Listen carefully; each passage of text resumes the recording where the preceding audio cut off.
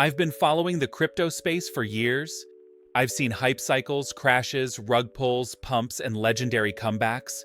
But what's happening right now with XRP in 2025? It feels fundamentally different. Not because of speculation, but because of something deeper: structure.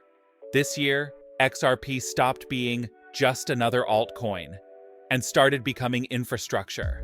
Let's start with the elephant in the room: regulation. In June 2025, Ripple officially settled with the SEC. They paid a $50 million fine, and just like that, years of legal uncertainty vanished.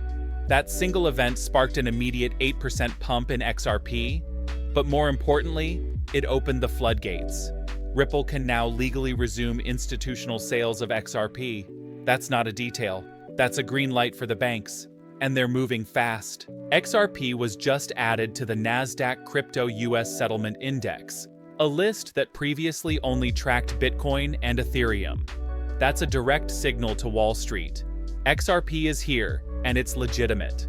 Meanwhile, CME is launching XRP futures, giving institutions a clean, regulated way to gain exposure. On the back end, major US banks now have the regulatory clarity to build products on RippleNet and the XRP ledger, something that wasn't possible before. But regulation is only half the story. Let's talk utility. At Apex 2025, Ripple unveiled new features for compliance, stablecoins, and tokenized assets. Yes, government bonds on-chain.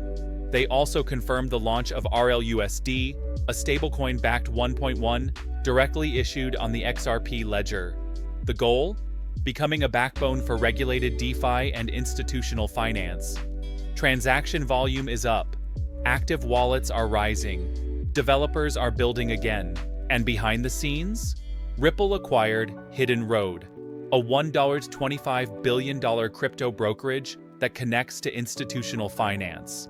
That move alone puts XRP in direct competition with players like Circle and Fireblocks.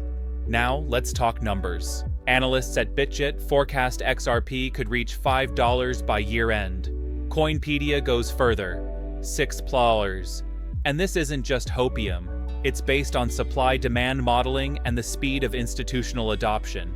If we break through the 265-340 range, it could trigger a supply shock and a full-scale rally. But even with all this momentum, don't get it twisted, XRP remains volatile. If sentiment weakens, dips to $192 are still on the table.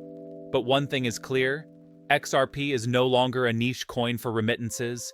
It's becoming part of the financial rails of Web3, fast, regulated, scalable. It sits at the intersection of banking, stablecoins, tokenization, and real-world adoption. So here's my take. The SEC settlement didn't just end a lawsuit, it unlocked the next phase. Banks, brokers, and exchanges now have a reason to build around XRP. Ripple is shifting from company to ecosystem, and XRP isn't competing with meme coins, it's competing with Swift. That's why I built blockchaindudes. Because 95% of the people in crypto are busy chasing pumps, while the real value is in understanding the infrastructure being built underneath it all. If you want to actually understand what's happening, not just follow hype, go to www.blockchaindudes.com, download our free XRP PDF, explore our glossary, and join the only platform that's building the Web3 knowledge base, one block at a time. Let's go. I've been